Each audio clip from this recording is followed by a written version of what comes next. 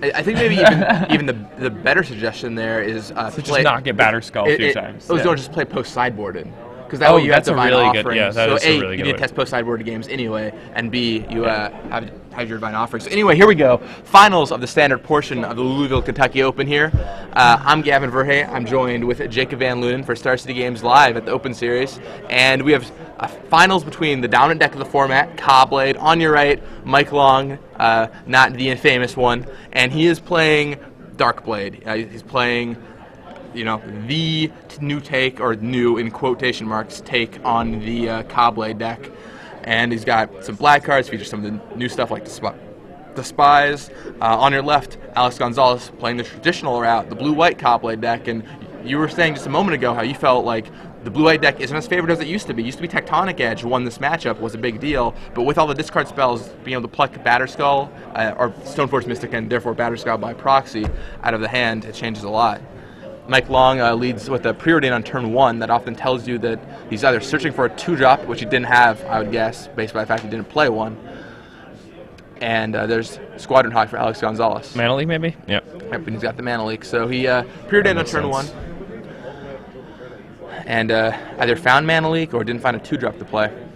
Okay, so it looks like... Oh, Mike does have a Marsh Flats. So Mike's probably going to be able to pluck the Stoneforge Mystic from Alex's hand this turn. Yeah, I mean, that's such the breaking play in this matchup. He made Alex expend. He's walked right into his little trap here. He made Alex expend Squadron Hawk last turn. It got Mana Leaked, and now Mike can make him discard his Stoneforge Mystic this turn. And now Alex, unless he's got a second one of either of those, he's going to be left with neither of the cards that he really wants to see in this matchup. Yeah, those are definitely the two most important cards here. So there's an Inquisition, and I think we see a hand of, I think that's Into the Royal, Spell Pierce, Stoneforge Mystic, and I can't quite make out what that last card is. Is that a preordain? Yeah, I think it's preordain. Yep, and Stoneforge Mystic easily gets taken, and Mike Long takes the opportunity to write down the contents of Alex's hand. You just have to take Stoneforge Mystic there. It's just too strong. Yeah, absolutely. I mean, that is the key card here. You don't want your opponent to get Batterskull. And now what would be the big blowout here is if Mike has the Stoneforge Mystic of his own to play this turn. But he doesn't. Passes back. Now, I did see a Mirror Angel flitting between Mike's fingers there. And so that can come down next turn. And that's pretty strong. Yeah, that'll that Mirror Angel was added to the deck specifically because of the mirror match, and it can start to get out of control really fast. The tokens can block really nicely, and it also just creates a fast army for a cheap price. Yeah, I mean, these modern Caw-Blade decks don't really have any spot removal, so as long as you're hitting your land drops, which you normally are when you're playing a 27 land deck, then you're just making a lot of 1/1s, which battle in the air very nicely with your opponent's Hawks. Yeah. Immediately following this match will be coverage of the Legacy Open happening shortly. Might be a slight time delay depending on how long this match takes, but you're going to want to see all the stuff in Legacy happening too. Providence next weekend. Who knows what crazy technology will come out of the woodwork this weekend. Yeah, I'm interested to see if people are testing their new brews for Providence this weekend, or if people are... I don't know if anybody's going to hold anything close to their chest, but... I think he takes away Spell Pierce there with that discard spell. Yeah, I mean, a lot of the time people want to hold their brews, but with a tournament series like this, it gives you a great opportunity to test them out ahead of time, which is huge. I think there's a lot less value than people think in holding a brew, especially in a format like Legacy. I think the format's so wide open that holding a brew is kind of just... depends on what the brew is. If you have like a really awesome brew that no one's going to see coming, then having a surprise edge in Legacy can be huge because you rarely get one of those. But it depends, if it's just like a modified version of an existing deck, that's another story. So Mike plays that Squadron Hawk, finds a bunch more, and he puts himself in a pretty commanding position for this game. Looks like Alex has a Mirror Angel this turn though. There's that, double cracks both the fetch lands. I'm sure he wish he could have held some of those fetch lands. Yeah, those are especially nice with the Mirror Angel because you get to make 2 bird tokens. Right. A little bit of landfall synergy there. Fetch lands are put in the set for a reason other than making you shuffle infinitely, and landfall is a good reason why. Yeah, I actually love the shuffle effects in my brainstorms. It is good with your brainstorms. It is bad for matches taking a long time, but such is life. Magic the shuffling. So now Alex got his Mirror Angel down, but Mike could play one of his own, I think. Or he's also looking at Jace, it looks like. You play the Jace, bounce the Mirror Angel. Yep. Get in with your Squadron Hawk. Seems reasonable. Or you just brainstorm and then block with your Hawk on the next turn. What do you think really you do bad here? for Bounce, Alex. bounce or brainstorm? I think you bounce, because then if you replay his next turn and makes a guy, it doesn't matter because you just play your own Mirror Angel and make a guy, and then like you're at parity, you can just start brainstorming. And then yeah, you've kind of got the game under control, and you just start brainstorming over and over and over again. And yeah, you just have an active Jason play, and either your opponent time walks himself by running an active Jason to yours, right? Or they play the Mirror Angel, which gets a pseudo time walk again. Yeah. If you don't bounce the Mirror Angel, then he can play his own Jace, and then maybe things aren't quite as good. So yeah, he does do that. He bounces the Angel and serves in for 1 with Squadron Hawk. That's going to put Alex down to 17. And, let's see. And there's sort of War and Peace off the top for Alex Gonzalez. The Sword of War and Peace is a nice thing to naturally draw. It's especially good when your opponents don't see it coming like this. Now, and a Mirror Angel into a fetch land would be an ideal turn for him right now. Yeah, well, there's the Angel, but I think he just passed. He doesn't have another land, and that's not good. Be rough. Landfall likes lands, and not having them for Alex there is a big issue. Now we can bounce that Angel again if he wants to, and send him back even further. Mike Long opts for the Duress. He sees Day of Judgment, sort of War and Peace, into the Royal, and another card takes the sort of War and Peace. I like that. I think the swords are the most important cards. Whenever you see one, you pluck it if you have the chance. Unless it's Batterskull, I guess. Yeah, depending on the situation. Only a Duress can take in this that. situation, the Sword of War and Peace is probably better than Batterskull because it fights past Squadron Hawk, kills a Jace when he connects with your opponent. So that was a pretty bad draw for Alex there because he really wanted to save that Sword of War and Peace. Mike plays just tap the Darkslick Shores, and down comes a Squadron Hawk. And draws 2 cards off Jace. Nice little synergy there.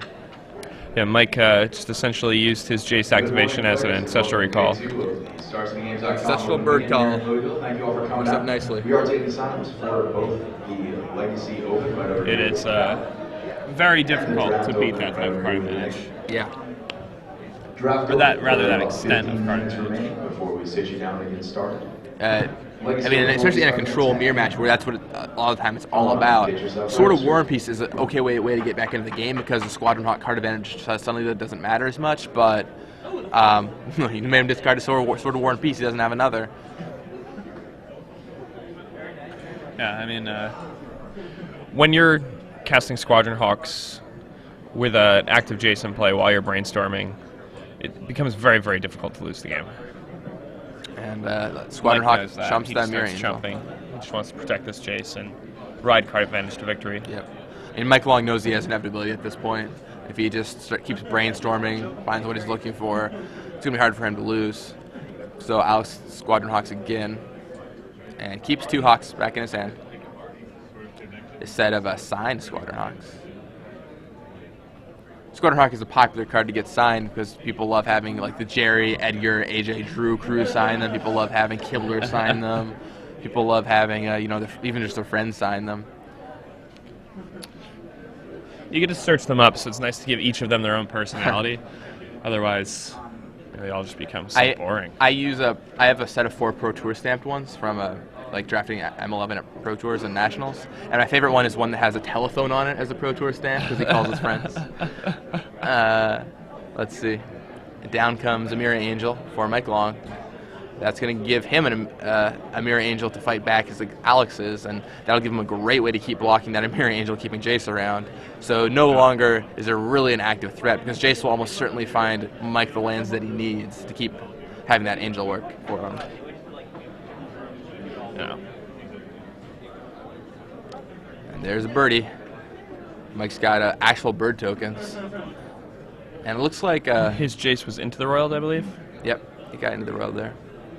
It looks like the bird is the word here in the final match with Mirror Angels on both sides. Abounding on both sides of the table. And there's sort of War and Peace for Mike Long, and that is the breaker. You get right past Protection from White, gets you right past all those bird tokens, those actual birds. Okay. And whew, there's the sword. and it's going to He come is down next sufficiently turn. stabilized now after a few Jace Brainstorms in combination with the Squadron Hawks, and now he's able to just seal that game up. Yeah, I mean, it's certainly not over yet, but that Sword of War piece is going to go a long way towards making it over for Alex Gonzalez. So Alex serves in with his Amira Angel, and Mike just takes 3. He's like, whatever, I mean, 3 life at this point. Not that big of a deal. You're not attacking my Jace anymore. And passes back to Mike Long. Mike draws. Looks like, is that another Amira Angel? I think so. But I think it's Sword and War and Peace time. Who do you give the sword to in this situation? Because it's going to get it through. It can't be blocked. So do you want to give it to your bigger creature, or do you want to keep, or do you want to put it on a smaller guy? It's probably just right to put it on the biggest creature you have, unless you think you have it into the Royal, in which case it's a big liability putting it on that. Yeah, I was going to say that I might just put it on Stoneforge Mystic, but I really want to put it on a Mary Angel. All right, so he puts it on the There you Angel, go. and he mystics in the sword, so it can't be countered. Puts it on the Angel, serves in. And this is the first time we've actually seen Sword of War and Peace connect all weekend on camera. Looks like the way this works, Alex loses 4 life, 1 for each card in his hand, and Mike gains, looks like 5 life for the 5 cards in his hand, maybe only 4 life. Yeah, so 6 life, maybe. Wow. And downplays another land. I think he just missed a bird token trigger there. Alex is at 8 now. Mike's at 22. Yeah. Mike just missed a bird token. Missed a bird token. Yeah, he played his land and then passed the turn really fast, and no birdie for Mike. But I don't think he's going to need one right now. Now, Alex does have the Day of Judgment in his hand, and we know that he has it. And yeah, attacking with everybody here, I think that probably signifies there's a day in the future. Whenever you see your opponent attack with everybody when it's just kind of a bad attack, you can almost always assume that they're about to cast Day of Judgment. Man, so in Limited, especially when one of the premier wraths of the format is Phyrexian Rebirth, if your opponent attacks with everything, be very, very cautious because you know what's about to happen. All right, so make your play accordingly. Mike draws, and we know he still has his Jace. We know he has another Mirror Angel. He just drew a Stoneforge Mystic, so his levy and array of options are just going to keep growing. There's Jace. I like just slamming a Jace here. Yeah. And do you think you brainstorm or Fate Seal? Well, looks like Mike is going to brainstorm. Looks like Mike is going to brainstorm. Just slamming a Jace here is really good because it preempts your opponent's Jace. Right. Yeah, playing Jace is definitely correct. Plus, I mean, it's just like the best card you could have. There is no Celestial Colonnade on Alex Gonzalez's side of the board. Look, and now, let's see. Next turn, Mike has enough mana to equip both swords to that Stoneforge Mystic and attack. And that should be And with lethal. that Jace in play, it's not going to... Yeah, and that's it. Alex concedes. So Mike Long off to a 1-game head start here against Alex Gonzalez. And those discard spells were really clutch there. Yeah, I mean, that's exactly how you said the matchup played out. Like, Mike stripped Alex of the most important cards that he needed. He took away this early Stoneforge Mystic, and without it, Alex was not able to get a lot going. Now, Mirror Angel started to help, but Mike was able to battle back with his own Mirror Angel plus Jace combination. It is a strong play. So here we are in the finals, and we're going to be giving away a whole year of premium in the finals. Ooh, a whole year? Yeah, you can read all the great articles on the premium side, watch all the great videos of the authors we have now and whoever might come in the future. I can't tell you who's going to be on Star City Games in the future because I don't know. You'll have to ask the Gavin in 6 months, but I can tell you there's going to be even future Gavin. There's going to be more writers by the end of the year or by this time next year, and you're going to want to be reading who those writers are, I'm sure. So no matter who we have, plus all the writers we have right now, Kibler, Mike Flores, AJ, Jerry, Brad Nelson, Player of the Year. And once again, like, big thing for me on Premium right now is all the video coverage you have. Like, it's great watching those guys play Magic. You can learn so much just from watching these guys play games. Like, much like right here, except, I mean, not taking away from these players. They're both great, obviously. But when you're watching, Brad Nelson play Magic, it's truly an eye-opening experience. Oh yeah, he's an incredible player, and he's also somebody who you can learn a lot from. He's always willing to talk to you about why plays are correct, and he's somebody who doesn't get bored of talking about it. So the way this is going to work is, for those who don't know how this works, is we're going to ask you a question on Twitter. You're going to tell us the answer to the question, and make sure to put the hashtag SCG Premium, hashtag is #, in your tweet.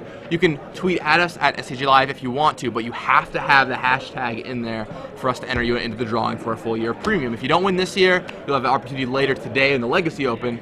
But for now, we've got a question for you. Or, I have a question. Okay. So here's the question. The question is, in this top 8, there were 7 Cobblade decks. There was 1 non-Cobblade deck. Who played the non-Cobblade deck, and what archetype was he playing? We just saw him exit in the semifinals moments ago, so let us know who it was at hashtag SCG Premium, and we would be... You'll be winning a free year of premium. A whole year. I mean, that's pretty high value considering what a year of premium costs. I mean, it's pretty awesome. Yeah. I mean, if you don't have premium already... It's a great thing to get. Like, just having something to read is so valuable.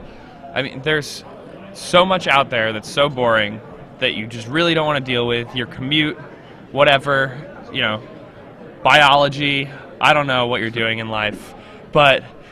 When you have Star City, the creepy old guy on the bus sitting next to you. When you have Star City Games Premium and a smartphone, you can just read it anywhere. It doesn't matter where you are. You can be in class. You can be anywhere. If you go to high school, you can hold it inside of your desk. I do not endorse. I do not endorse these actions. But only in study hall, obviously. Yeah, obviously. Yeah. Or during math class, because I mean, But seriously, you're learning more from reading that. Come on. But seriously, it is really great value. I mean, if you don't have Star City Games Premium already, I mean, I always take what Richard Feldman, some great advice from him. Skip a PTQ, buy Premium instead, and it'll pay its way back in spades.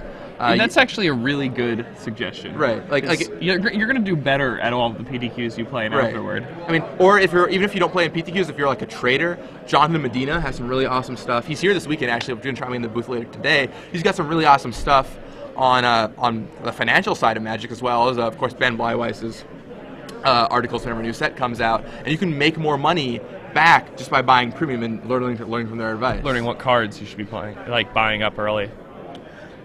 So having that information is huge. If you would have known that, maybe you would have been on to some of the big selling cards in this format. I think there are maybe some still coming out too. I think Urabrask the Hidden is a big one that might start to rise in price. If you were on Spellskite early, you could be a millionaire right now if you bought up all the Spellskites. I did pretty well on the Spellskite market. Yeah, it's always a good feeling when you get one of those, and it's you're just like, I got the card when it was nothing. I remember I bought Reflecting Pool was a good one. Reflecting Pool was good. I bought a bunch of Tarmogoyfs. That's my one's better. $3. Yeah. I was really into Dredge at the time. We figured out like when they bring in like Graveyard Hate, you just bring in your Tarmogoyfs and they're huge all the time. They force them to crack their Tormods. They're actually just huge all the time, but no matter what. What we quickly found out is they're actually just huge all the time. We were just boarding them in every single matchup. And as we found out, as you'll see in Legacy later today, Tarmogoyf is pretty big. Alive and well. Especially with some of the decks people are playing.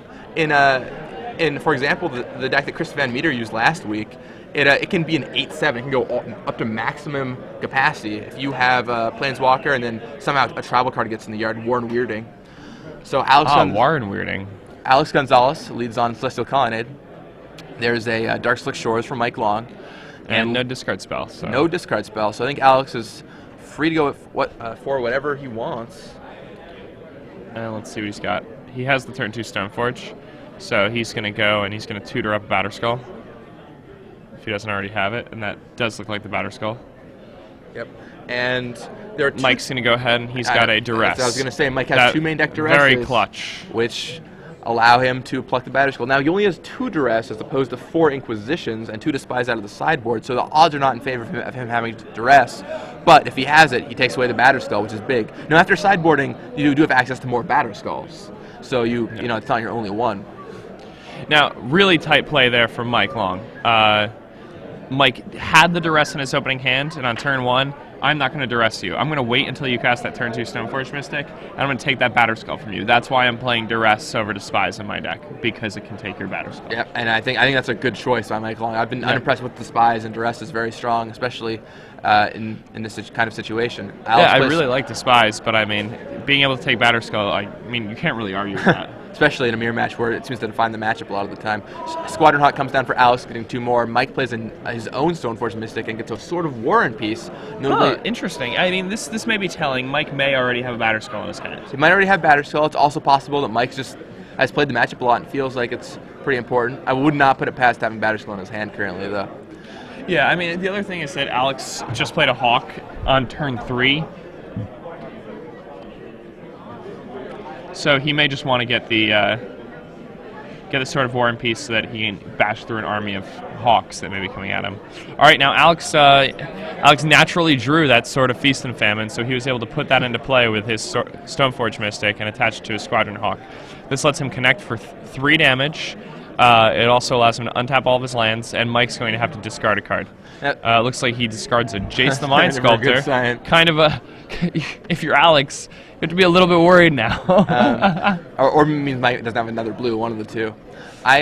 It's weird for a format that was so defined by Sword of Feast and Famine. We've seen relatively few Sword of Feast and Famine hits so far this weekend. It's Batterskull all the time, every time. Yeah, that might be like the 3rd one we've seen all weekend. And like I said, we saw our first War and Peace in this matchup.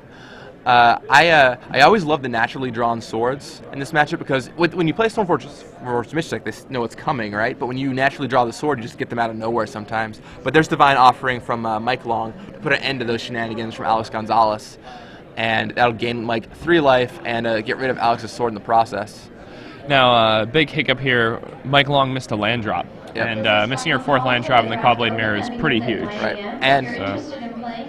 And Alex has a Mirror Angel too, which is a big problem in this matchup. You're behind on lands. Your opponent is getting more creatures from his lands every turn. Unless you lift in Day of Judgment, it's going to be in a rough spot. Now, some Cobblade players do leave in Day, but I don't think Mike has any. Let me take a look at this deck list. Yeah, Mike doesn't have any Day of Judgments. He doesn't have access to them anywhere in a 75, I don't think. Could not have boarded them in. Now, Alex played another Stoneforge Mystic. I believe he went and grabbed another Batterskull. I like that play. The guy just got the Batterskull, and so now that Batterskull might get active if Mike doesn't have a way to deal with it, and soon he's going to have a Mirror Angel. Oh yeah, here we go. Batterskull, a Mirror Angel, Hawk, Stoneforge on Alex Gonzalez's side. This seems pretty conclusive. Yeah, I mean, he just ran away with this game. His opponent missed a 4th land drop. He had the play.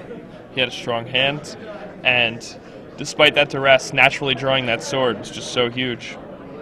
Now, something that's interesting to note when you're playing the Cobblade decks, whenever you're not sure what equipment you should be getting, you should just be grabbing a Batterskull. That's kind of one thing we're learning here. Yeah, it's interesting. I haven't played a ton of the matchup New Phyrexia. I've played a ton of Cobblade pre-New Phyrexia, but not a lot. And in my head, it's like, oh, well, obviously you get Sword of Feast and Famine every time, but that's not true anymore. You have to change your thought process. And a lot of the time, Baneslayer Angel is the guy you want. Yeah.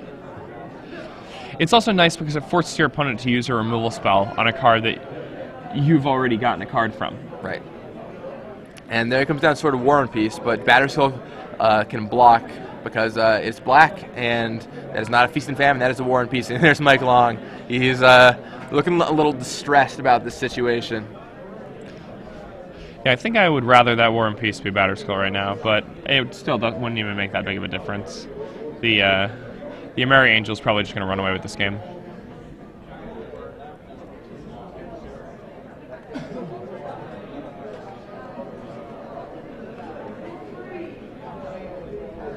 Oh man! All right, and then that's it.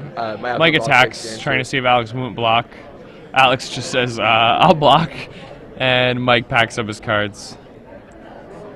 All right, they're off to game 3 here. Mike's going to have the play. Again, Darkblade on the play is pretty strongly favored here. Yeah, I mean, especially with all those discard spells.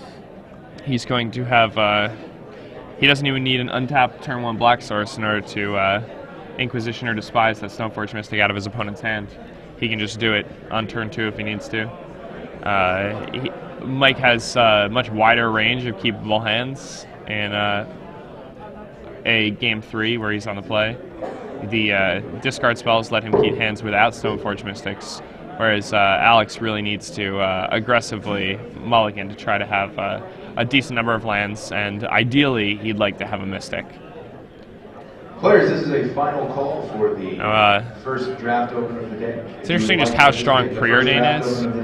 It's right now. It's pretty unbelievable, the ability to just draw the exact card you want when you want it.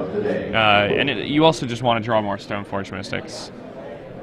I spoke to somebody yesterday outside who was playing Mental Misstep in a blue-white Caw-Blade deck, and they actually ended up going X2-1 yesterday. Oh, interesting. So it's just so you can nab hit their discard spells.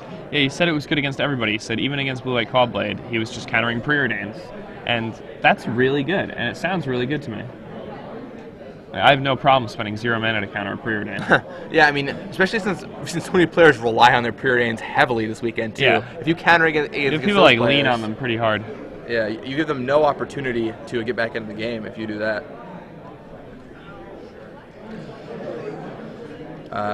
So players going into a tight game 3 here. We've had two Caw-Blade games here so far. One was kind of a blowout in Alex Gonzalez's favor. Another one was, I wouldn't say a blowout, but definitely pretty heavily in Mike Long's favor for most of the game. So we'll see how game 3 turns out. Mike is on the play. Will Mike Long intend to be the winner of this tournament? I think that's somewhat likely, but it's certainly not definite. Yeah, I mean, I think he's the favorite, but who knows what could happen here. Yeah, I mean, if Mike doesn't have the discard spell and Alex has a turn 2 Stoneforge Mystic into something like Double Tech Edge on turn 4, after like let's say Mike misses his 4th land drop again, something like that. There are tons of different ways this match can go. Yeah, I mean, it's also like, if you mulligan a couple times to make a big difference, or if you just, draw the right cards at the right time, and tight play too, can also be very rewarding. And we saw last game, obviously it didn't work out for Mike because he got mana short, but sat on his duress, waited for the right time to cast it, and that's something a lot of players might not do. Big thing we've talked about all weekend is how when a card has mana cost, doesn't mean you have to cast that turn. That was an excellent example of Stoneforge Mystic comes down on turn 2. He saved the duress specifically for Batterskull on turn 3. Playing it blindly on turn 1 just isn't as good. Alex also has to be questioning his play maybe a little bit too, because I'm sure if he's, something you don't really expect is to have your Batterskull to rest from you after you Stoneforge it up. There are things like Inquisition, Despise, and normally when you go and get a sword and they Inquisition you, they take your sword, but one of the great parts about fetching the Batterskull is that it's Inquisition proof. Mike's deck hedges that by having a few duresses, so Mike can actually nab the Batterskulls with his duress. Alex is mulliganing down here. I'm sure that's exactly what Mike Long wants to see here too. In game 3, Caw-Blade Mirror, it's always and you're the one packing the discard spells. Always a relief to see your opponent take a trip to Paris. Oh yeah, especially when you're, a blue-white black deck packing 7 discard spells. Yeah, especially Post-board, even more than 7 that. or 8. He has 8 discard spells after sideboard, 4 Inquisition, 2 Despise, 2 Duress. He has 6 in the main deck. And he has all of those in his deck now, probably? Yeah, almost certainly. And so there we go. We're off to the races. Mike Long, turn 2 Stoneforge Mystic. There it is. There it is. And we're going to see Batterskull here. We should see Batterskull. No, he gets Sword of War Piercing, so this is interesting. Huh. Second time Mike's done this. I would guess that Mike has decided that is the important play in this matchup. He knows that they both have 4 Mirror Angels. He knows that the ground can get clogged up. He knows that the game might take a while if Batterskull starts hitting. He wants Sword of War and Peace. That's really interesting to me. I can't disagree with him. I've mostly played Darkblade on Darkblade, and I myself have mostly played Darkblade. And I can tell you, as a Darkblade player, I'd much rather my opponent get War and Peace than Batterskull. But against Blue-White Caw-Blade, to be honest, I haven't tested it that much. And if Mike's doing that twice in a row, Mike probably knows something that I don't. I mean, plus the thing is, the life gain from that can help race, or deal with Batterskull, or even better than Batterskull can. And if Alex has a way to kill an equipment, he has to burn it killing the Sword of War and Peace instead of killing a Batterskull, which, depending on how you're going to play, if you play to a way to make that good, it can be rather good.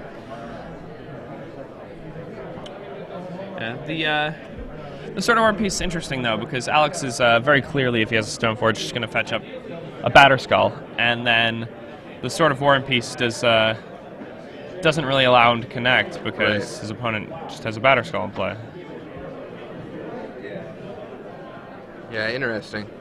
Well, Yeah, so let's he's see. going to go ahead and There's put the this sword. And sword and so pass. he ships back. Down comes Batterskull. Yeah. And And here's the issue is yeah, Batterskull for less mana investment actually wins the battle. Right, right. Well, Mike needs a flyer. If Mike has a flyer, then maybe he can race the Batterskull better, Yeah. or at least stay on parity or so. But without a Squadron Hawk here or an Amiri Angel, it's not working out for him because the Stoneforge Mystic cannot fight through the black Germ token.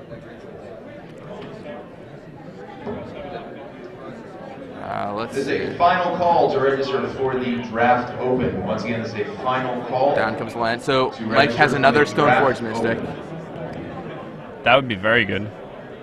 He can use a Stoneforge Mystic to go find Oh, a wow. Batterskull, perhaps, Yeah, or now another he can sword, go get the Batterskull he's always wanted.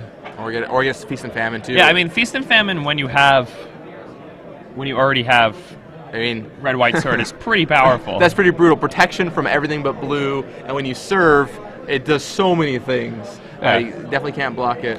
It deals a lot of damage. You untap all of your lands, and they have to discard a card, and you gain a ton of life.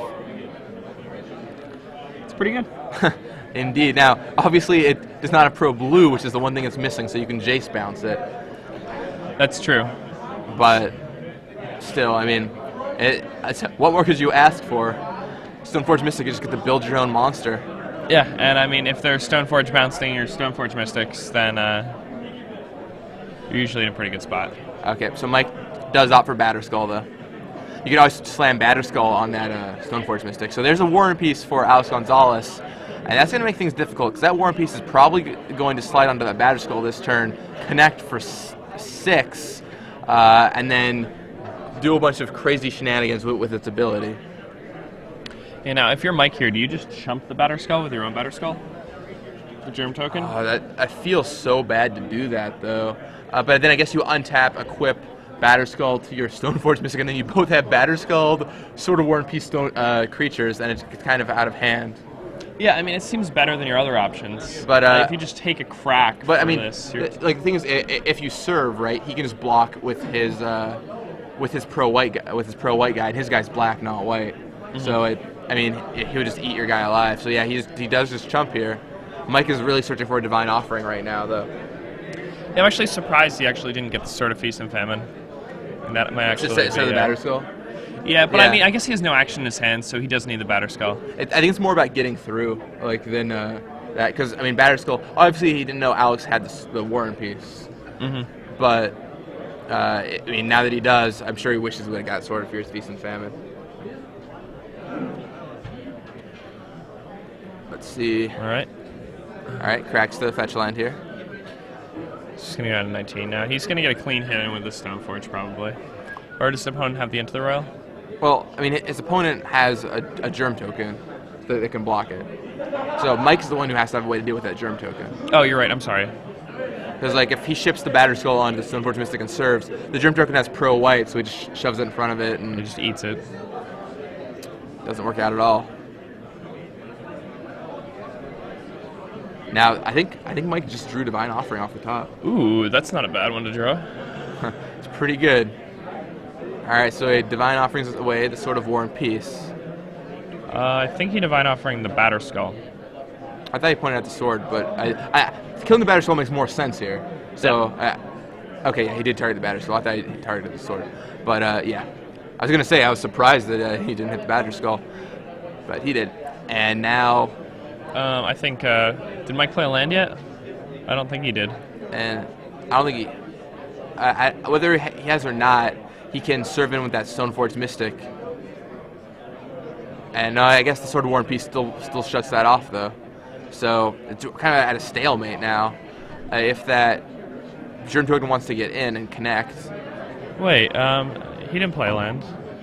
Did he? Good morning, draft I open players. think he played the Plains this Your turn. pawn Oh, okay. assignments have been posted Huh. on the draft open Okay. board on the yellow paper. Please find your appropriate pawn. On your table will be a slip with But your then again, seat either way, assignment. Please equipping place Batterskull doesn't your accomplish appropriate anything seat because of the Sword of in War front and of Peace the on case that Germ your token. table number one. Oh, yeah, no, what I was thinking was I thought he wanted another land in place so that he could pay 3, return Batterskull, and then pay 2 and put it back into play Sure, with sure, Stoneforge sure. and get a Germ token. Yeah. That's possible he doesn't want to do that because he's playing around Divine Offering, which I guess I could see. Because we just saw how much of a blowout it was for Alex, who didn't leave mana up to return his Batterskull. And that really cost him. Despite all this crazy Batterskull action going on around us, what we often forget is the fact you can just return it to your hand for 3 mana. Yeah. I mean, having 5 mana in play, plus a Batterskull and a Stoneforge Mystic, is very, very, very difficult to deal with. Because every time you try to kill the Batterskull, they can just return it to their hand, they can pay 2 mana and just drop back into play as an uncounterable threat. And this is turning into a pretty nice little game here, where the last 2 games have been a kind of runaway. It's getting pretty tight right now, and I think that the player's play is going to dictate the course of this game. They're both sitting at above 20 life totals. I guess Mike, okay, it's down to 19 now, but that Germ Token is tapped, so now Mike can serve through if he wants. With that sort of War and Peace. Now, let's see. I think Alex has another Stoneforge Mystic. Yep, there's the Mystic. She's going to play. And Mike's going to be forced to let this resolve, even though he has Mana Leak in his hand.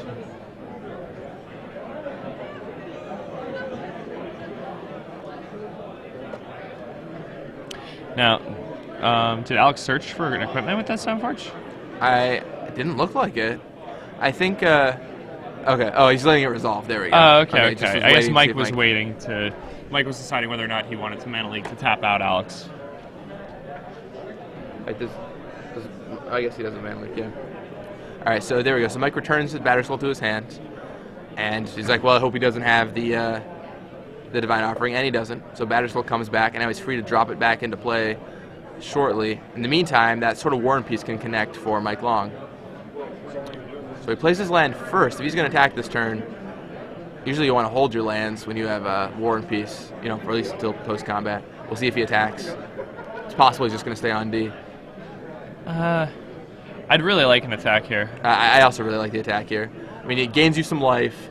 I'd probably do it before I play my land, too. Right. So you get the +1. All right, well, he's going to go for Preordain. It's fine. I guess he wants maybe some information.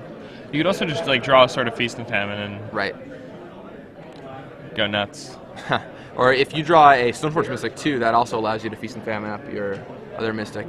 Now at that point though, you do have to push a little in. You're like, well, I really hope he doesn't have anything. But we saw that he didn't have a way to kill Batterskull. So yeah, the Royal's really the only card that would punish him at all. Into the Royal.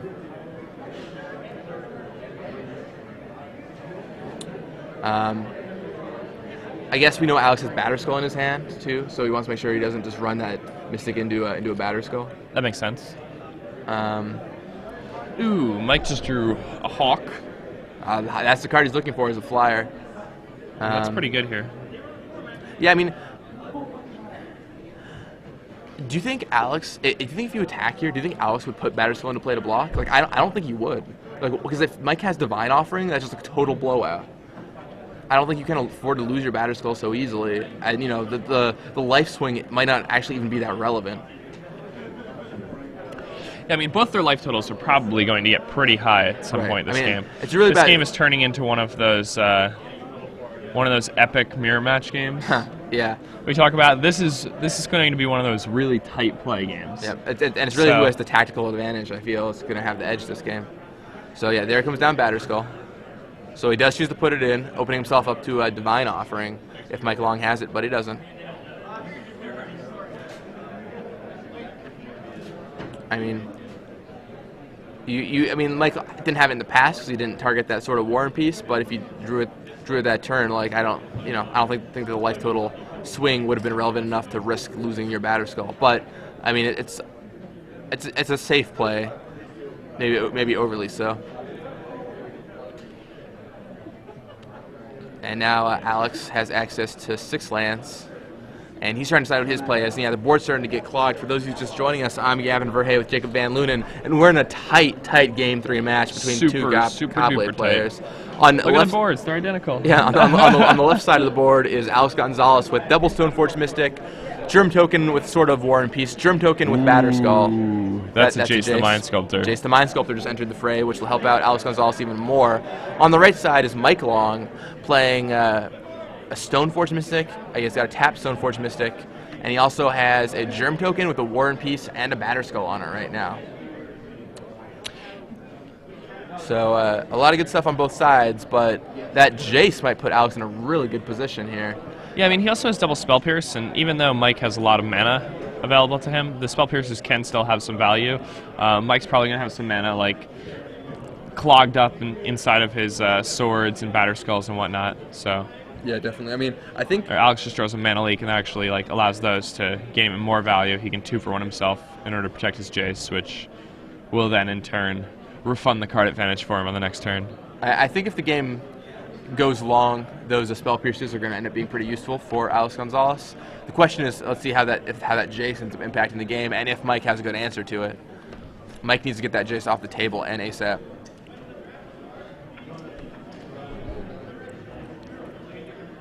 Mike's hand does not seem to yield too much. I think that is a Squadron Hawk, right? Yeah, you have to dump that Hawk, and you've got to just start plowing the field with Hawks here. So, because sort of War and Peace on a Hawk is a complete breaker. You serve through, you can kill that Jace, and everything changes. Mike serves, and Alex chumps. So, there Mike's going to pop up to 25 there. Yeah. Batterskull, just insanity. All right, down comes Squadron Hawk. Now, you get a bunch of Hawks here. How many of them do you cast if you're Mike Long? Do you cast all of them, or do you want to keep mana up for Batterskull? I think I cast at least one. Right. You definitely cast one, so you have two in case he wants, so he can't Jace bounce one. But the question is, do you want to cast all of them, or do you want to keep Batterskull bouncing mana up? Because the thing is, sort of all of them too opens you up to like letting your opponent cast a Day of Judgment if they feel like they're behind, and if his opponent casts a Day of Judgment with a Jace in play, I really don't like his odds. So. But I mean, what are the odds Alex still has Day in his deck? I usually keep one in. I often also keep one in the mirror, but see, I don't like this. I think you really want to have two Squadron Hawks here, so you can definitely put. Yeah, I would definitely play at least the second Squadron Hawk there. And I think you can debate whether or not you want to play more or not. I don't know if keeping Batterskull's ability to return back is how relevant that is, simply because the Sword War Piece is the bigger issue, although you can make another Germ token, which is kind of nice, by returning it and putting it back into play with a Stoneforge Mystic. We'll see what he does here shortly. And now it's... So do you think he's going to bounce that Squadron Hawk with Jace? I think I would. I mean, I think he's got a pretty big advantage that he can kind of lean on right now. I mean, he does have Celestial Colonnade, but I mean, Sword and War Piece fights right through that. Oh, there's Squadron Hawk from Alex Gonzalez. No longer does he have to do that. And now, well, I mean, I was actually surprised you can still War and Peace past it, I guess. But the sort of War and Peace on Alex's side will help race that way, which is kind of silly. You can kill off the Jace. Imagine if Alex has just been activating his Inkmoth and equipping his War and Peace every turn. That's pretty good. I just realized he had the Inkmoth there. I guess he would have been taking a lot of damage in the swing back. He's been tapping out every turn to remain at parity with Mike. It's interesting about Inkmoth Nexus. We talked about this some yesterday, how in the Batterskull Wars, Inkmoth Nexus emerges the champion, because you guys are fighting back for these ridiculous life swings back and forth, and then you're just like, all right, I'll poison you. There's no good way to deal with poison in this format. So Alex does end up bouncing the Squadron Hawk with that Jace. Does not want to lose his Jace, which I don't blame him for. Then he equips War Piece to the Germ token. I imagine he's going to play at least one more Hawk, probably two.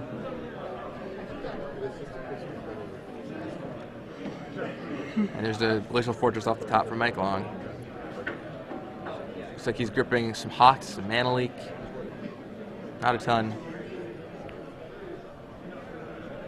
I wonder what he's got going on. And now what do you think Mike Long's play is? So he doesn't have any Hawks. His opponent has an Inkmoth Nexus. He's got an active Jace. What's your line of play? I think I just play all three Hawks at this point. Do you want to keep the fourth Hawk? Isn't the fourth Hawk in his graveyard? I mean, it just got bounced. right? Oh, it got bounced. Right. Okay. He played his first Hawk and got a bunch more. I don't think he's played any other ones this game. So. Okay, I thought one had gotten countered along the way. I would be wrong.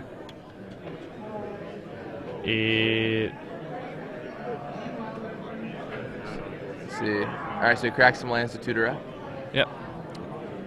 So, I mean, he might just play all of them then. I think he has all 4 Hawks. Let's see. He shuffles them all to the front of his hand. It's like, how many of these are coming down? Hawk. 1. 2.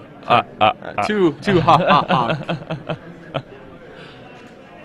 Yeah, so he does have all 4 Hawks. Yeah. 2 Hawks is probably plenty. I would play a 3rd, leave open Mana League mana. 3 Hawk. All right, yep, so he does just that, plays 3 and passes the turn back to Alex Gonzalez. Now let's see what Alex does. It's a pretty clogged board, and it's also not the best board for you because I think his major goal right now is going to be to let his Jace survive. He also has a lot of cards in his hand, so an army of Hawks like that is pretty dangerous when he's fighting a Sword of War and Peace. He's going to need to start using that Sword of War and Peace to actively, gain life of his own to offset the life loss he's going to endure when Mike Long starts putting the beats on him with these Squadron Hawks. As it stands now, though, after this turn, Alex is probably going to be around 40 life. Yeah, it's crazy how high your life total gets here, and that Inkmoth Nexus could really be a breaker right now. If you can just find a way to make it work for him. If you shovel the Sword of War and Peace on that Inkmoth Nexus, I think that can outrace anything Mike Long can do. It stands to reason, too. I mean, Mike doesn't even have Tectonic Edge in his deck to blow up the Inkmoth. Yeah. So we'll see what happens. But I really like just suiting up that Inkmoth Nexus. It just puts Mike on a 4-turn clock. Yeah, I really like suiting up Inkmoth Nexuses. I think that's like one of the best cards in the mirror. When I was playing without Squadron Hawks last week, when I was playing with Nighthawks and Spellskites. And there's looks like a Divine Offering, an old school Divine Offering. Divine Offering with style.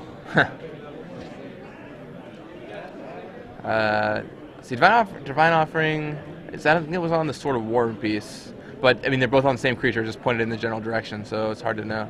So he bounces the Batter Skull, and... Yeah, he... Now... Whatever is going on, it certainly favors Alex Gonzalez. No, I'm joking. Alex managed to deal with the sword there, and here we are. We're looking at Alex now. He's about to probably equip this Hawk with a bunch of stuff. Maybe he's going to... I like activating Inkmoth and equipping. I think life total is going to get irrelevant pretty quickly here. Well, he just... I think both players are going to be gaining a lot of life pretty easily. He is not... Inkmoth Nexus is just... it might as well be a Glimmer Post. He's been tapping it every single turn. Not doing anything. I don't know. That Inkmoth Nexus seems so awesome right now. I'm really surprised he hasn't been attacking with it. I mean, all he has to do is activate Inkmoth, equip Sword and Batter Skull, swing. Next turn, activate Inkmoth, equip Sword and Batter Skull, swing. And his opponent really needs to use every last resource that he has to deal with the Jace. So it's just not going to. It's just not going to happen for his opponent. Yeah. I am very surprised that hasn't been getting in there. We'll see what happens then. I mean, it's possible maybe he just doesn't see it. I don't know. Yeah, maybe. And I mean, it's something you also forget about sometimes. Like, I've had games where I've taken 5 damage from a Tomb of Arami and then forgot that I had it to sacrifice and kill my opponent. Sure. Like, That's a card I haven't thought about for a long time.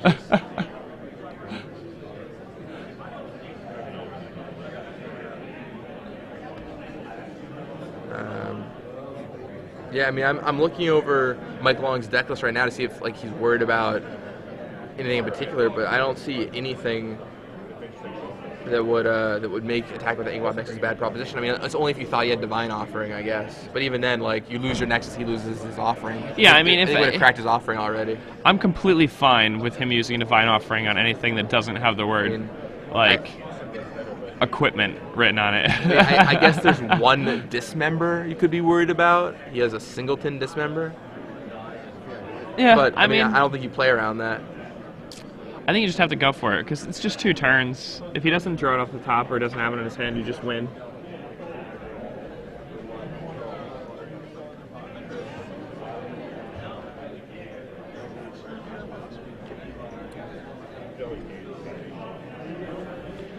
Alright, activate Ink Moth. Equip both equipment. Attack.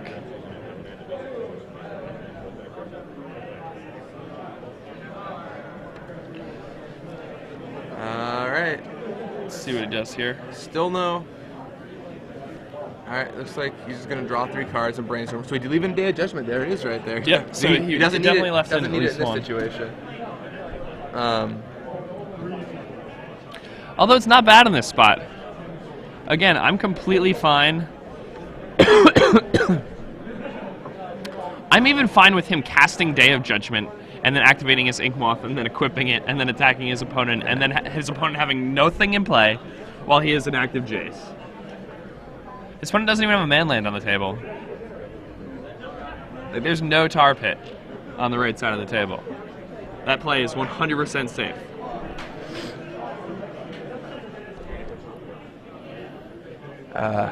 I don't know. Just no Ink Moth next to you. Literally, it's been worse than a Glimmer Post. He just plays it and he never uses it.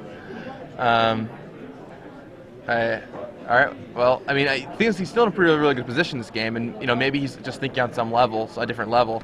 I would definitely be attacking with that Ink Moth Nexus right now. Yeah. But I mean, maybe I would be a little too aggressive with that Ink Moth Nexus, but I would have been attacking with that Ink Moth Nexus when I was behind on the board. So. I mean, it's very possible that he's just like, well, I'm really far ahead this game. I have an active Jace. I'm going to win the long game. All I have to do is make sure that Mike isn't slow rolling Divine Offering or something. But if you're doing that, I feel like maybe you can safely, you could probably even safely plus 2 Jace a couple times, just to get it A, out of range, and B, just like deplete Mike's options, head towards ultimate.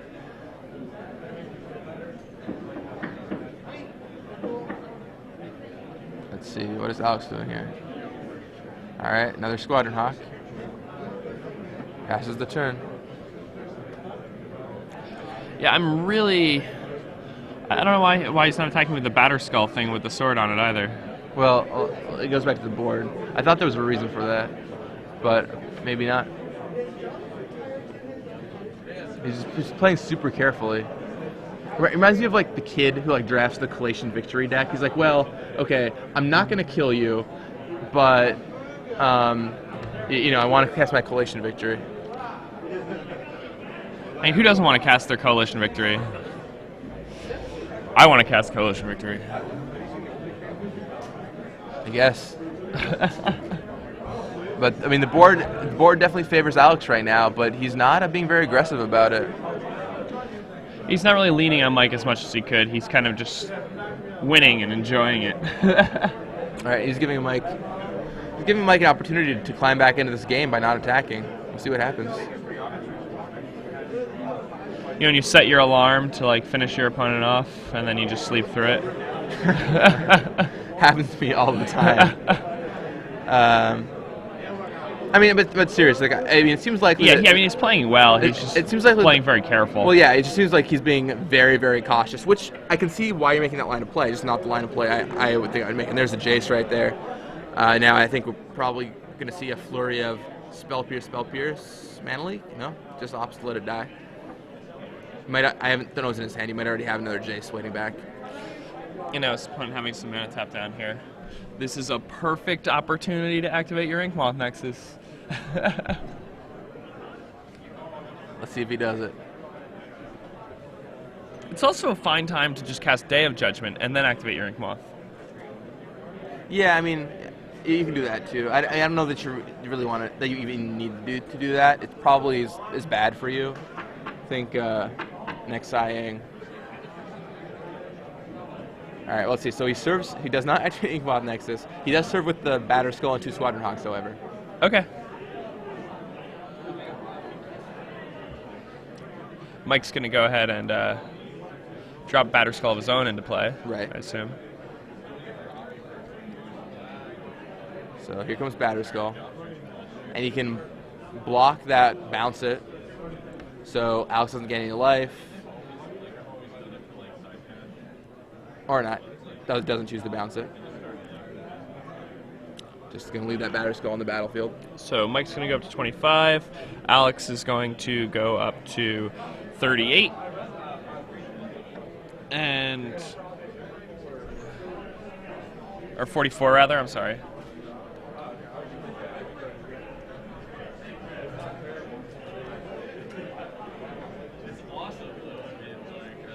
And it's an Mary Angel. Hey, Rashad, someone will check Twitter.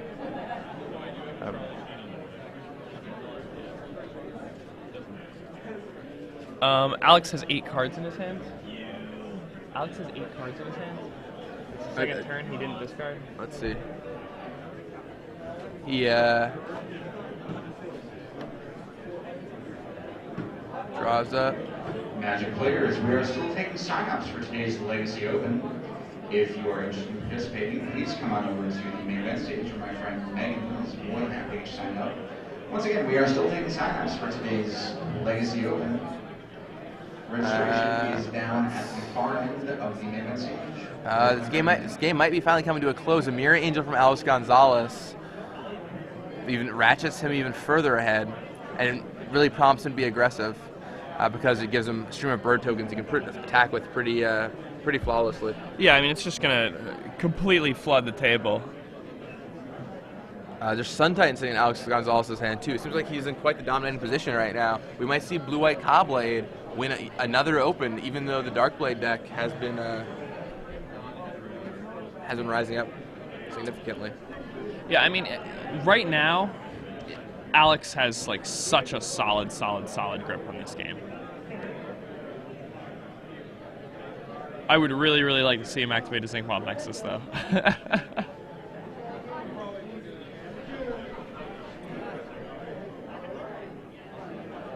I would also love to see that Inkmoth Nexus activated, but doesn't look like he's going to need to win this game. It is Mike Long might finally fall here in the finals. I actually really liked Mike's chances here, especially when he won the die roll. Yeah, I mean, I feel like he had the advantage, especially in Alice Mulligan too. But the game got into a state where it went long enough that the blue-white deck was able to capitalize. And going long, I think the blue-white deck is favored because they have cards like Sun Titan, right, and they have tectonic edges. Yeah. We haven't seen any edges out of Alex. Yeah, I mean, Mike has yet to draw a Creeping Tar Pit this game.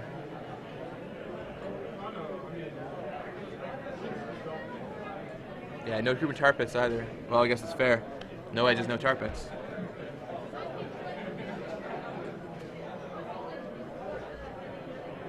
In comes a 5/5 Squadron Hawk. Yep, so Mike's going to go to 30. Alex is going to chump that with a bird.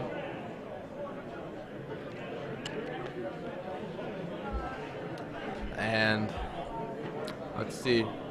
I mean, if you're Nexus says poison. if you're Alex, what's your play on your next attack step? I think you activate Inkmoth Nexus, you equip both equipment, and you attack. He seemes to be unwilling to activate his Nexus. So let's say you don't want to activate your Nexus for whatever reason Alex has. You're worried about Divine Offering or whatever. What do you think the other avenue of play is? What creatures do you think you attack with? I don't even really like attacks with anything besides the Nexus. Like you kind of just want to like lean on your edge. You can't really. Well, I mean, I guess you definitely swing with your Batterskull. Well, you definitely attack with whatever has Sword of War and Peace on it. You can ship the sword over to a Myria Angel, for example. Oh yeah, and then you can like get in for 5 in the air. Yeah, because right now there's that perpetual Batterskull from Mike Long that's going to keep blocking any ground guys. Thanks to the bounce and play it back. Yeah, more importantly, I mean, it's on a Squadron Hawk now, so it flies. He really needs to move the Sword of War and Peace over if he wants to get anything done. Alex could activate an Inkmoth Nexus this turn. Put his opponent at 5 poison counters. Even more than that, right? Oh, his hand is on it. Oh, he sees it. He may have just remembered it now. He's like, oh yeah, that guy. It's just funny because he's been tapping him for mana every single turn. Let's see, maybe he's, nope. Let's see, did you stress that germ token into the fray? Looks like they're doing some combat math. Yep, so they're comparing life totals. There's germ token connected. Okay. Alex will go up to, 56 now.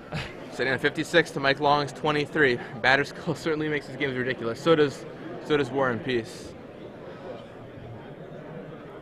Now the life total of 56, maybe he'll feel safe enough to get in there, because I think he definitely notices it now, because he held on to it there. And there's another Mirror Angel for Alex Gonzalez. Goes up to 3 birds total.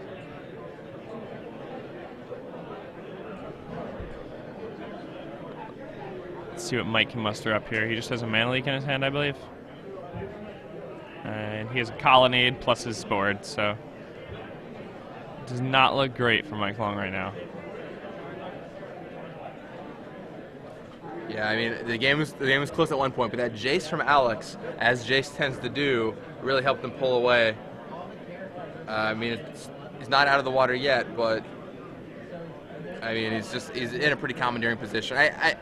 I don't think Alex could lose this game, but Mike just went up to 30 now. But it's, you never know. I mean, especially playing very conservatively, maybe Mike could eventually get back in the game. All right. And at this point, they're both just gaining tons and tons and tons of life. I think the poison rat's the way to go, but we may want to. He may be attacking with that Batterskull Germ Token again. Yep, he attacks with the Germ Token Batterskull again. Let's see if Mike decides to take it or chump.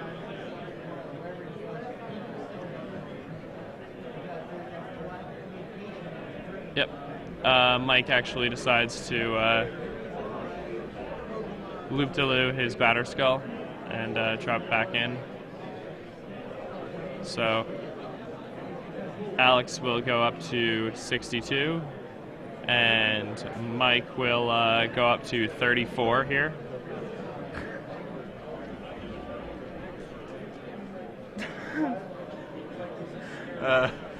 All right. Yes, this game is still happening. I mean, maybe there's a Sun Titan from Alex Gonzalez. Sun Titan's pretty good. Pretty good card. I mean, Mike doesn't have any way to deal with that in his deck, so. I mean, we'll see what happens. Yeah, we can see what Alex has in his graveyard to bring back. All right, he gets back a Misty Rainforest. Misty Rainforest. He's got plenty of life to use for that that fetch land here. And what's also nice now is that even if his Inkmoth Nexus dies now, he can return it back to play with the Sun Titan. Right. So there's no good reason not to have that Inkmoth Nexus right now. And he can also return the War and Peace in case something happens to that. So he should be in a good situation.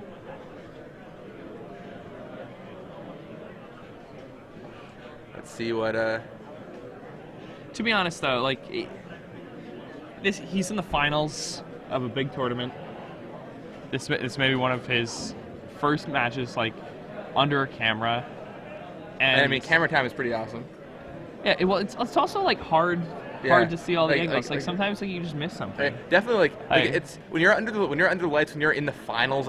You wake up early. You played all day yesterday. You wake up early. You have to play today in the finals. I mean, it's very it's understandable. Just it seems like he would have figured out to attack with the next time. But now he's playing very careful and overly. Before I think he was even picking it up at one point. Right. So I think he recognizes it. Before it was actively careful. Now it's just stubbornness. Yeah, it's almost. Maybe he's maybe he thinks that he waited so long to start using it that he's I don't even need the Nexus. We'll see what happens. Or maybe he just wants to hit 100 life. Like, you never know. People. I mean, his opponent just played a cool Jace. His opponent might actually find his way back into this game. Yeah, like, the thing is, like, closing is actually important because if Mike Long hits a Jace, does something, like, there are sequences of plays you can head back in the game, and the mirror match can swing based on what you can find, and there's a Jace for Mike Long right there. Yeah. I mean, that can just change everything. Well, I guess Alex can just kill the Jace with an equipped flyer. Or he could kill his opponent with an Inkmoth Nexus, depending on what he decides to do here. I mean, Maybe Jace is better than all, so it is It's important. true. All right, so there is a Mana Leak, and he Mana Leaks back. So Alex casts Mana Leak, Mike Long Mana Leaks back, and they're fighting over a Jace, the Mind Sculptor, right now. Alex Gonzalez is cracking a Misty Rainforest. I think. I'm surprised Mike Long Mana Leaked back as opposed to paying 3. He has 5 more lands untapped. You mean Alex? Or do you think Mike should have just paid 3 for his Mana Leak? Yeah. I don't understand. I don't know unless he was really trying to tap Alex low for some reason. I mean, I guess the Mana Leak's pretty much dead anyway right now, but you can at least shuffle it away with your Jace, right? Yeah. I mean, the weird thing is, like, you always think these cards are dead. You're like at a point in the game where, like, oh, I'm never going to use this Spell Pierce or this Mana Leak. But then there's always some point in the game where you're like, man, I can unleash a flurry of these on some spell and get value out of them. So Alex you use your mana used, pretty efficiently. Yeah, Alex used a Mana Leak and 2 Spell Pierces on the Jace, but Mike had enough mana to counter all of it, so...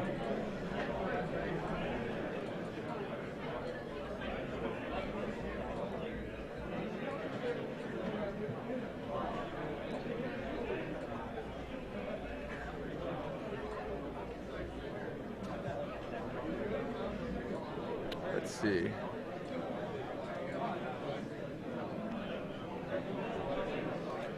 No. I mean, Alex is still in like an absolutely dominating position. All he has to do is activate the Inkmoth. Yes, correct. Or just even be more aggressive with, like, his Amira Angels, too. I mean, he can just be attacking with those. Yeah, I guess he has like 6 guys. Actually, he can just turn all of his birds sideways and lose some of them, and then the Jace will die. So. Alex is not at 6 life. What is going on?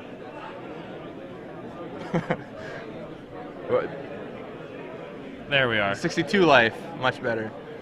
61 life. I don't know. I mean, So, I mean, I've definitely seen games before where the control player just plays it out, manages to get back into it. And once again, like, I understand Alex wanted to be really careful. It's just you just have everything you could possibly want right now. I don't know. Yeah, I really just don't understand what else you want. I mean, do you want a Jace too? You had that already, and it died because you took too long to kill your opponent. And now you're worried about Mike Long's Jace climbing back into the game. I mean, Alex has played really well in this top 8 too, so I'm kind of confused as to what's going on here. I don't know.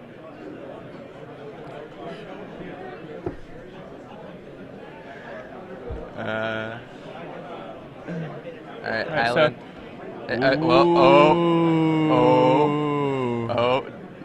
Wait.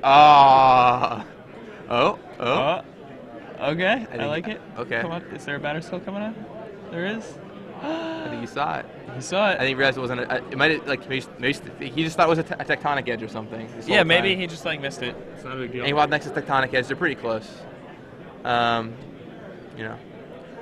right. He checks to see if Sword of War and Peace makes the creature deal the damage or him. I'm guessing, or the Inkmoth Nexus. It gives it.